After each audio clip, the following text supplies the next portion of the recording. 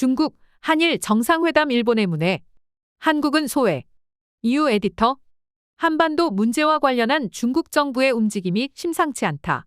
중국은 서울 한일 정상회담 직후인 9일 곧바로 외교부 아시아 담당 국장을 일본에 보냈다. 중국 외교부가 홈페이지에 공개한 보도문에 따르면 류진숭 아주사 사장이 9일부터 이틀간 일본을 방문해 후나코시 다케이로 외무성 아시아 대양주 국장과 만났다. 중국 외교부는 이날 실무협의에서 중일 두 나라는 양국 관계와 기타 공동의 관심사에 대해 솔직하고 심도 있는 의견 교환을 했다고 밝혔다. 그는 또한 야마다 시게오 외무심의관을 만나고 일본에 관련 전문가들과 좌담회도 가졌다.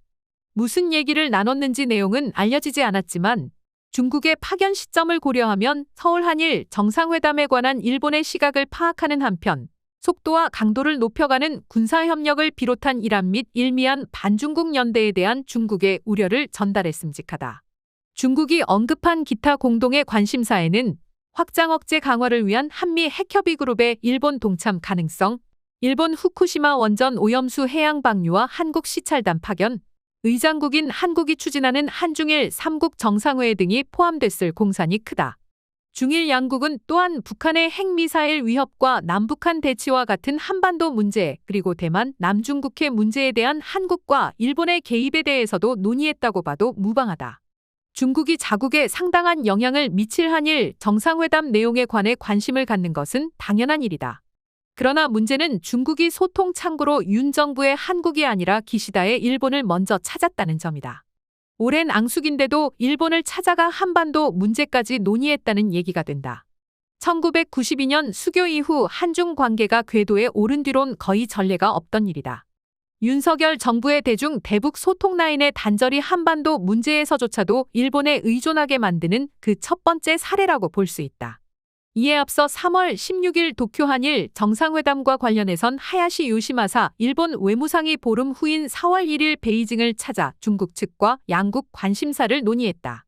과도하게 미국과 일본에 굴종하고 반중 전선에서 행동대를 자청해온 윤 정부의 흑백 논리식 가치 외교가 낳은 결과가 아닐 수 없다.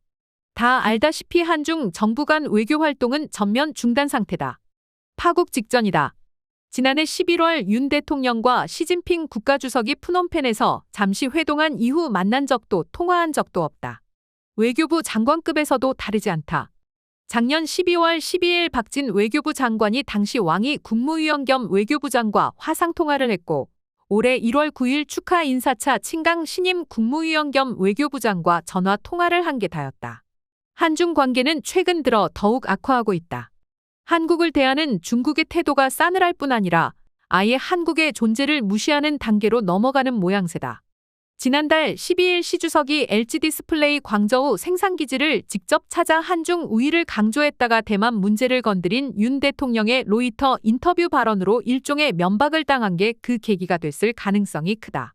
한편 환구시보 등 중국 관영 매체의 윤 대통령 비판 기사들과 관련해 주중 한국 대사관이 서한을 보내 공식 항의하자 이에 대해 이들 매체가 반박 사설을 내고 중국 외교부가 중국 국내의 민의를 반영한다고 가세하는 등 볼성사 나온 공방이 이어지고 있다.